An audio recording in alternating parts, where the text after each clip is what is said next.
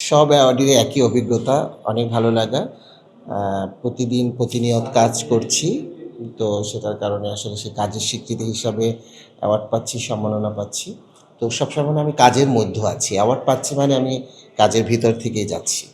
অনেকের সাধারণ দর্শকদের অনেকের কমপ্লেন থাকে আপনাদের যে পপুলার ফেস টাইপ আসলে তারা ইউজ করে অ্যাওয়ার্ড বাণিজ্য করে। সেই বিষয়টা আসলে আপনি কতটা যুক্তি বলে মনে করবেন? এটা আসলে প্রত্যেকটা শিল্পী আমাদের যারা রিয়েল যারা আর্টিস্ট আমরা, তাদের জন্য খুবই একটা খারাপ লাগার বিষয়।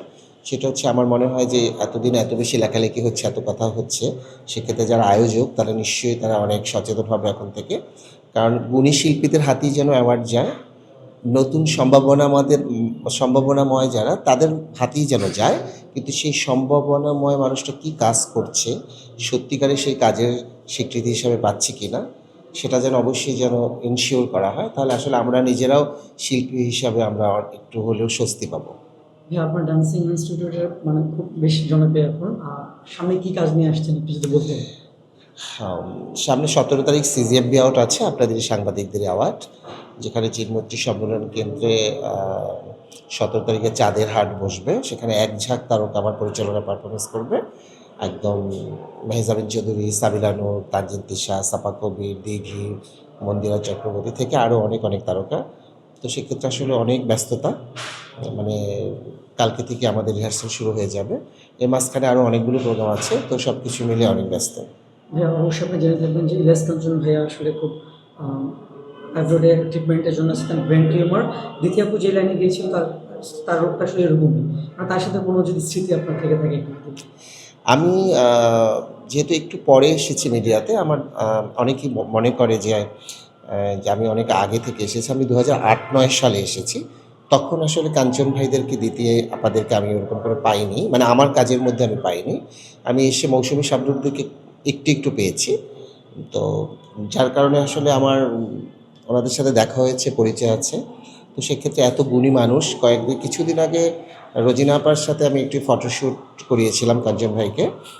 রোজিনা আপা যে সিনেমাটা প্রযোজনা করেছিল, সেই সিনেমার সেই সিনেমাটারই আমি একটি ফটোশ্যুটে অংশগ্রহণ করেছিলাম, ক্যাম্পেইন ফটোশ্যুটে। তখন দেখা হয়েছিল লাস্ট, এবং খুব গল্প হয়েছিল। আর গল্প কি, এই কাঞ্চন ভাই সম্বন্ধে সবাই জানে, এত গুণী মানুষ, এত সফল সিনেমা, এত সফলতা, এত পুরস্কার, এত খ্যাতি, এত অবদান দেশের জন্য। তো সব কিছু মিলিয়ে এমন একটি মানুষের একটা অসুখ হয়েছে, সেটার জন্য সৃষ্টিকর্তার কাছে আমাদের সকলের দোয়া, সকলের আমাদের কামনা যেন আল্লাহ তাকে তাড়াতাড়ি সুস্থ করে দেয়। একটা বিষয় হচ্ছে যে আপনার পোশাক নিয়ে সবাই একটা কনসার্ন থাকে, আর সেই বিষয়ে আপনার আজকের এই পোশাকটা নিচ্ছে শেষ লাস্ট আছে নাকি? আস- আপনার পোশাক নিয়ে একটা মানুষের খুব কনসার্ন থাকে এবং আপনিও খুবই কনসাস থাকেন এই বিষয়ে।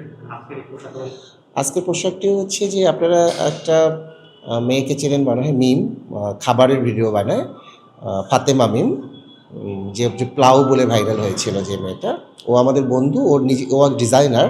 এটা ওর হাতে করা, এখানে যে কাজগুলো দেখছেন এটা সবই হাতে বসানো, এখানে অনেক পাথর, পুঁতি, কারচুপির কাজ রয়েছে।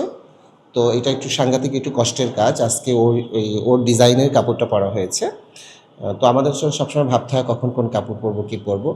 আর অনেক সময় আমরা স্পন্সর কাপড় পরি, অনেক সময় নিজের ডিজাইনের কাপড়, কেনা কাপড়ও পরা হয়।